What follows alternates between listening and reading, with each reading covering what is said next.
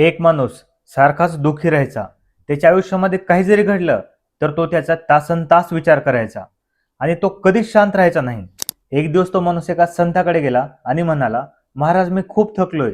माझ्या आयुष्यामध्ये काही जरी झालं तर मी त्याचाच सारखा विचार करतोय. माझं मन सारखं चलबिचल व्हायलंय आणि मला रात्री झोप सुद्धा येत नाही. मी काय करू? मला ह्याच्यावरती उपाय सांगा. तेव्हा संत हसले आणि म्हणाले, उद्या सकाळी तू नदीच्या काठावर ये. मी तुला ह्याच्यावरती नक्कीच उपाय सांगतो. मग दुसऱ्या दिवशी माणूस नदीच्या काठावरती पोहोचतो. तेव्हा संत त्याला एक वाटी देतात आणि म्हणतात की ह्या वाटीमध्ये नदीचं पूर्ण पाणी भरून घे आणि नदीच्या ह्या टोकापासून दुसऱ्या टोकापर्यंत तुला हे वाटे घेऊन जायचंय. पण लक्षात ठेव, ह्या वाटीमधला एक सुद्धा पाण्याचा थेंब खाली सांडता कामा नये. मग तो माणूस पाण्याची वाटी घेऊन खूप काळजीपूर्वक चालू लागला. वाटेमध्ये त्याला बऱ्याच लोकांनी हाक मारली.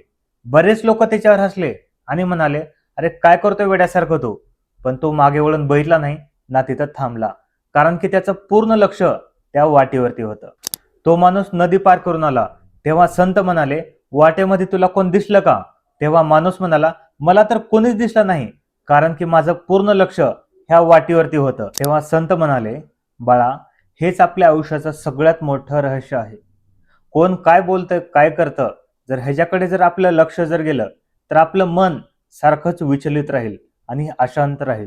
पण जेव्हा तू तुझं लक्ष तुझ्या गोलवर ठेवशील त्यावेळेस बाहेरच्या जगामधल्या कोणत्याच गोष्टी तुझं काहीच करू शकणार नाहीत.